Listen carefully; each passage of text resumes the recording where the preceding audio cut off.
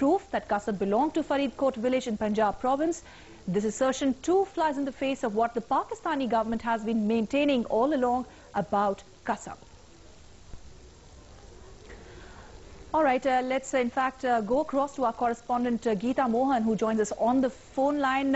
Geeta, of course, the latest that's coming from Pakistan, Nawaz Sharif's acknowledgement that Kasab is a Pakistani, flies in the face of all the other assertions that have been made by Pakistani government so far.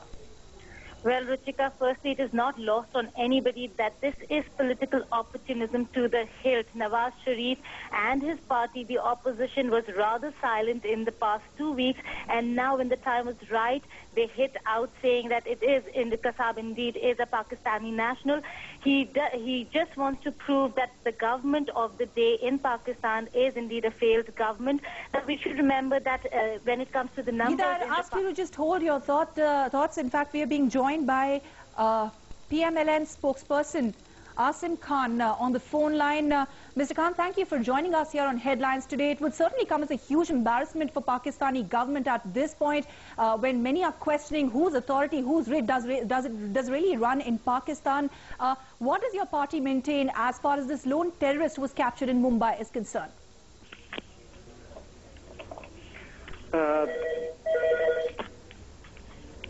Sir, please go ahead.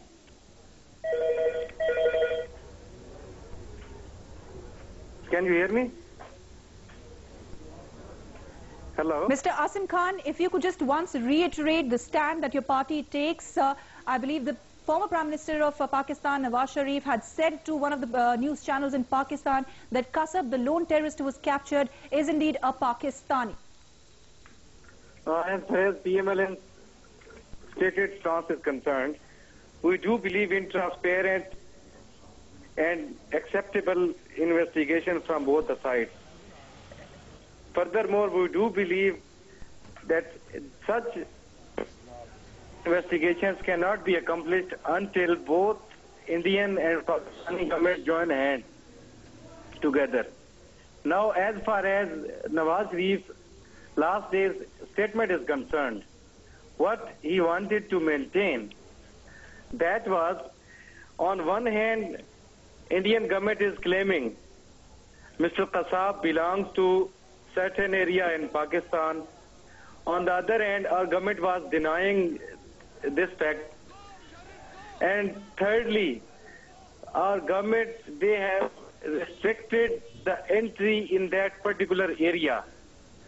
So our stance is, if we are sure about anything, we should share the evidence.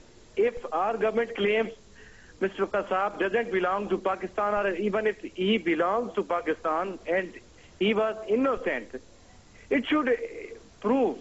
And instead of blocking the ways of media, or instead of blocking the entries to investigation in that particular area, as they prohibited the entry of media and press in that particular area, that was communicating really a very, I would say, very negative impact, and communicating very negative message to the whole world. If we are sure Pakistani government is not involved, but there are chances if there is anyone else, individual, whether he is backed by any agency, whether this is local agency or any other militant group, we have to investigate. The only emphasis Mr. Khan, which we want to make does your party believe that the government in Pakistan is actually concealing the truth, is hiding the truth, and not coming out with what is there for everyone to see? You see, first of all, we want to communicate and we want to convey to our government, it has to be transparent in its deals. Whether it is dealing with Indian government or it is dealing with the Pakistani people, or it is dealing with some other groups which are allegedly involved in militancy within the country or even outside the country. First of all, it has to make its dealing above board.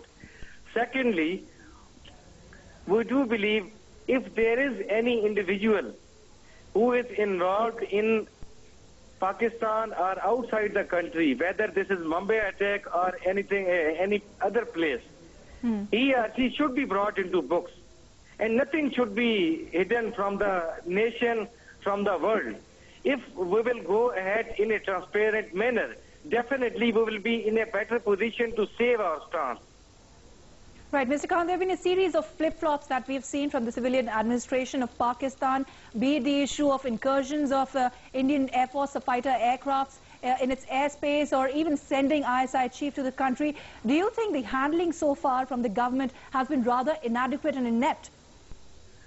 Definitely, there were a lot of loopholes, which created a lot of mess amongst the whole nation.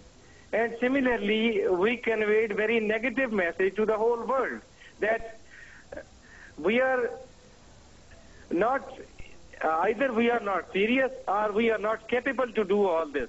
If we are governing the country, it should depict that which way we want to govern it, which direction we have to proceed and we have to move, which initiatives we are going to take against the militancy.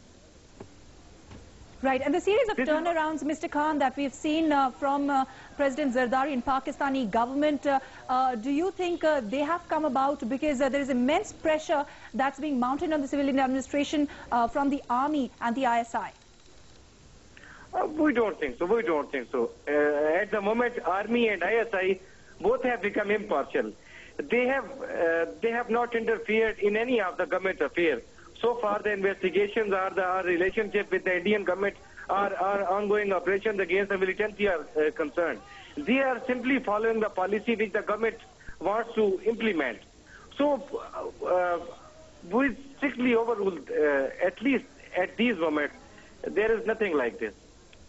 All right, Mr. Azim Khan, thank you very much for joining us. So, PMLN Chief, former Prime Minister of Pakistan, Nawaz Sharif, acknowledging that Qasab, the lone terrorist, was captured in Mumbai, is indeed a Pakistani, and also saying that Pakistani government and the country, in fact, looks as if it's a failed state just because of the attempts that have been made to really hogwash the perception that's clearly building up against Pakistan as far as harboring these terrorists is concerned. So that's the latest coming in from Pakistan. A huge embarrassment really for the government at this moment. The former Prime Minister lambasts the government and its handling on the situation.